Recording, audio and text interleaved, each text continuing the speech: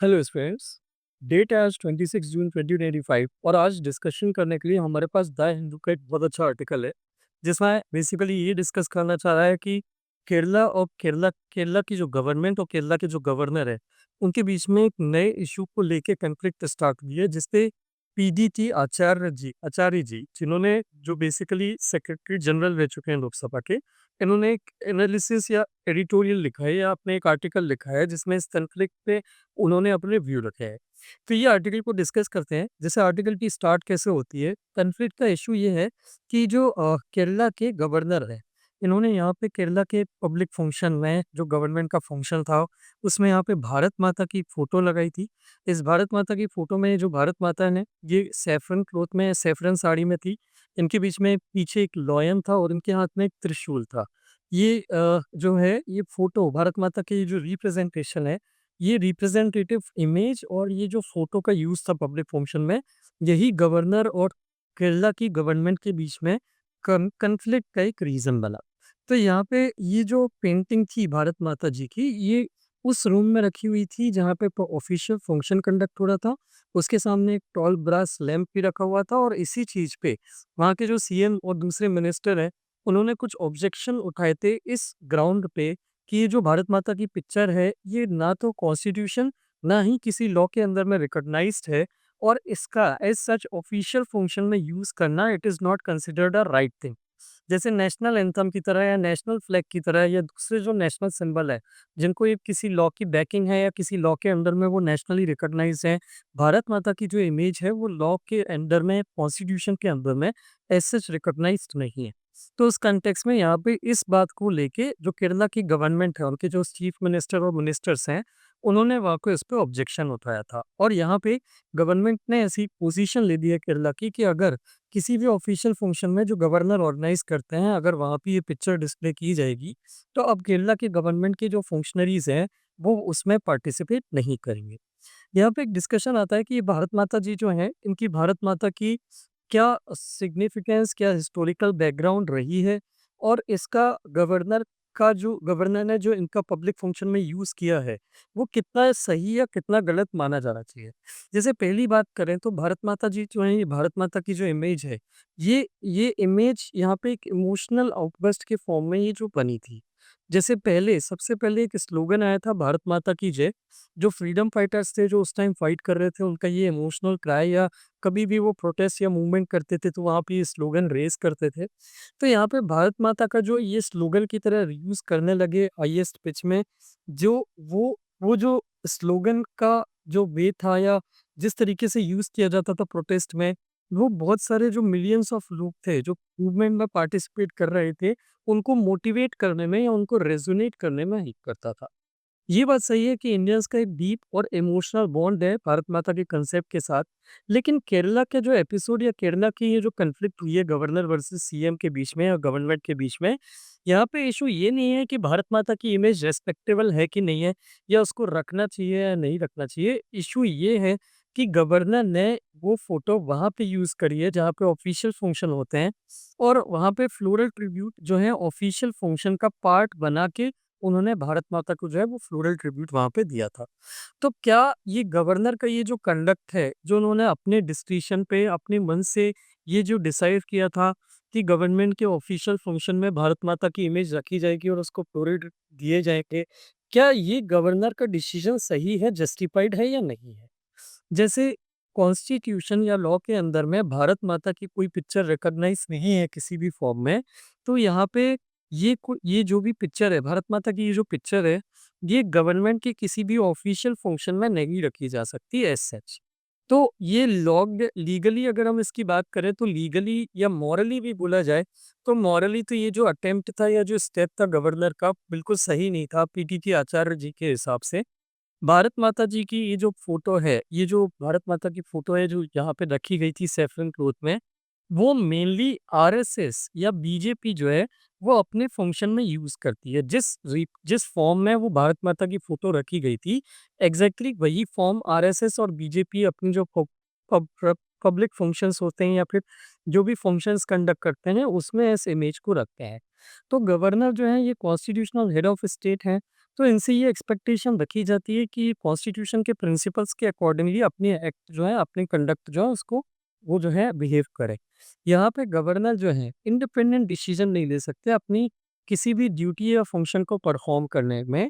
Governor की responsibility होती है, गवर्नर के ऊपर ये ऑब्लिगेशन होता है कि वो कोई भी ड्यूटी या कोई भी फंक्शन परफॉर्म कर रहा है तो वो इलेक्टेड गवर्नमेंट की एडवाइस से ही कर सकता है। तो अगर government of the day decide करती है कि इस टाइप की कोई भी पिक्चर ऑफिशियल मीटिंग की वेन्यू पे नहीं रखी जा सकती, स्पेशली वो मीटिंग जो गवर्नमेंट खुद ऑर्गेनाइज कर रही है, तो गवर्नर जो है उनकी रिस्पॉन्सिबिलिटी या ड्यूटी है कि वो उस डिसीजन के साथ साथ में जाए। भारत माता का हिस्टोरिकल एवोल्यूशन कैसे हुआ था? जैसे सबसे पहले जो भारत माता का पर्सनिफिकेशन किया था एज अ मदर फिगर, वो एक रिनोन्ड बंगाली नॉवेलिस्ट थे जिनका नाम था बंकिम चंद्र चट्टोपाध्याय। उन्होंने एक किताब लिखी थी आनंद मठ, उसमें भारत माता को as a mother figure show किया गया था सिटीजन्स का। लेकिन ये मदर सिंबल जो उन्होंने क्रिएट किया था वो उस टाइम पूरे इंडिया के लिए नहीं किया था, वो बंग माता के फॉर्म में किया था, मदर ऑफ बंगाल के फॉर्म में, एंड नॉट एज भारत माता।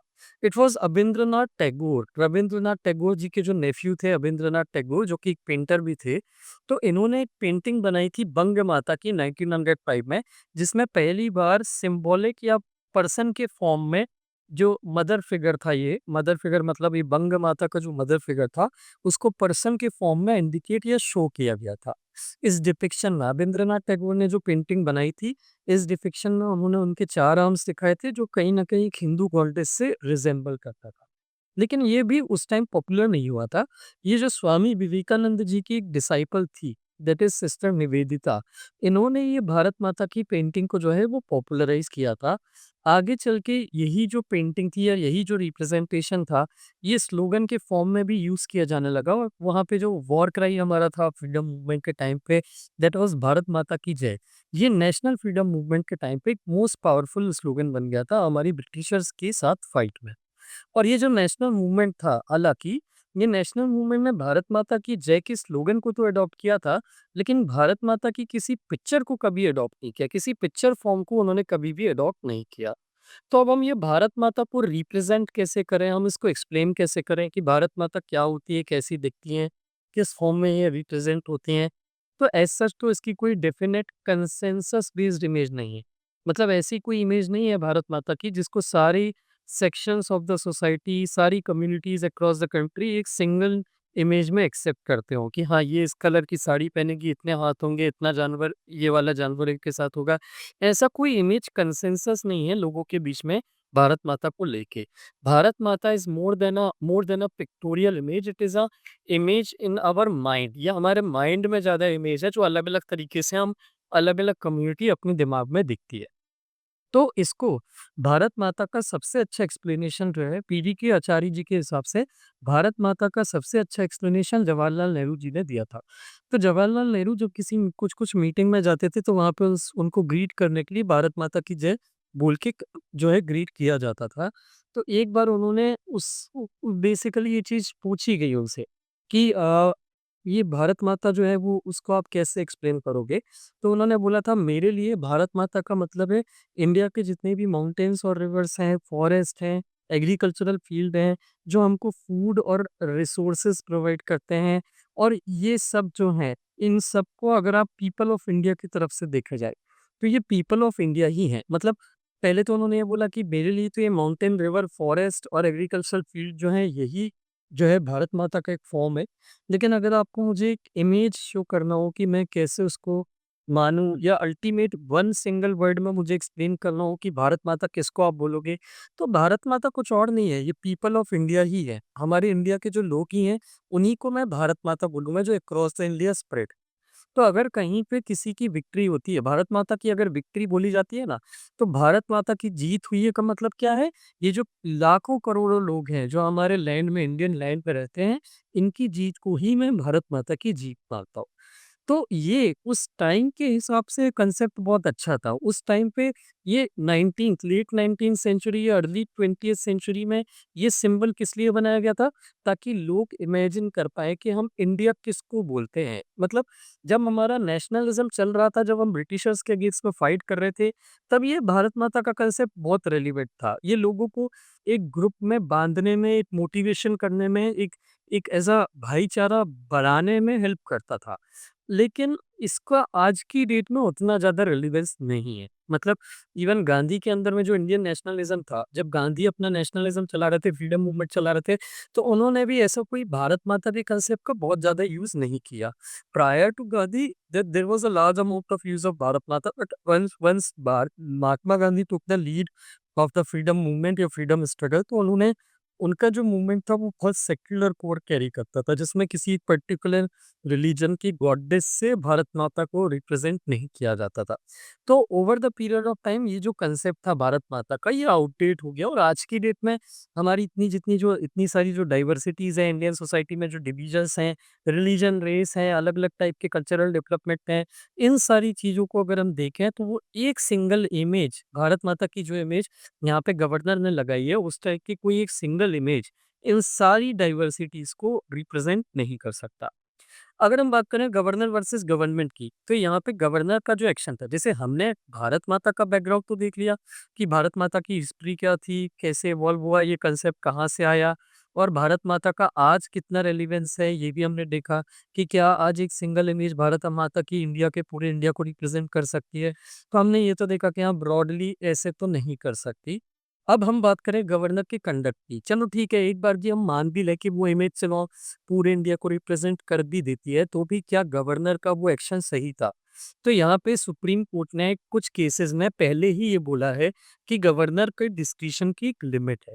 लिमिट क्या है? गवर्नर और गवर्नमेंट का जो डिस्क्रिशन है, गवर्नर या गवर्नमेंट की जो लड़ाइयाँ कॉन्फ्लिक्ट होती है, उसके पहले ही कई बार सुप्रीम कोर्ट में केस जा चुके हैं और उस केसेस में सुप्रीम कोर्ट ने कई बार ये क्लियरली बोला है कि गवर्नर के पावर और फंक्शंस की जो है वो कुछ लिमिट है। गवर्नर कोई भी फंक्शन या कोई भी पावर अपने मन से एक्सरसाइज नहीं कर सकता। इनफैक्ट जब हमारा कॉन्स्टिट्यूशन बन रहा था, तो उस टाइम पे बी आर अम्बेडकर जी ने कॉन्स्टिट्यूएंट असेंबली के डिबेट में क्लियरली बोला था that the governor under the constitution has no functions which he can discharge by himself, no functions at all. मतलब गवर्नर की कॉन्स्टिट्यूशन के अंदर में गवर्नर को कोई भी फंक्शन नहीं दिया गया है जो वो अपने मन से कर सकता है। इनफैक्ट एक भी फंक्शन ऐसा नहीं है जो गवर्नर को कॉन्स्टिट्यूशन के अंदर में ग्रांट दिया किया गया है और सुप्रीम कोर्ट ने भी अपनी रूलिंग में बार-बार ये बोला है कि गवर्नर जो है ये गवर्नमेंट के डिसीजन या एड और एडवाइस के बेसिस पे ही काम कर सकता है। अगर आप ये सोच रहे हैं कि राजभवन गवर्नर का हाउस है, गवर्नर का ऑफिशियल रेसिडेंस है, तो वो वहाँ पे कुछ भी कर सकते हैं, तो ये भी आपकी मेंटालिटी गलत है। राजभवन में सिर्फ प्राइवेट चैम्बर नहीं होते गवर्नर के, कुछ पब्लिक रूम्स भी होते हैं जहाँ पे गवर्नर जो भी पब्लिक फंक्शंस ऑर्गेनाइज करते हैं वो वहाँ पे कंडक्ट होते हैं।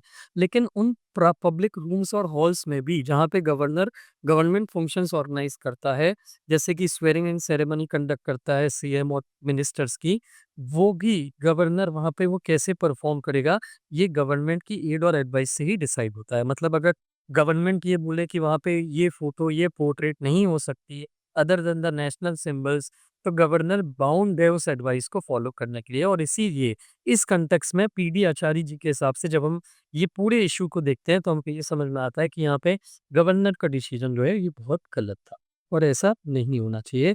जितनी भी कॉन्स्टिट्यूशनल अथॉरिटीज हैं ये कॉन्स्टिट्यूशन के डिसिप्लिन को इसको फॉलो को करना चाहिए। So this completes our article of the day. इसी पे हमने एक मेंस का क्वेश्चन बनाया है। क्वेश्चन आप ध्यान से पढ़िएगा या सुनिएगा।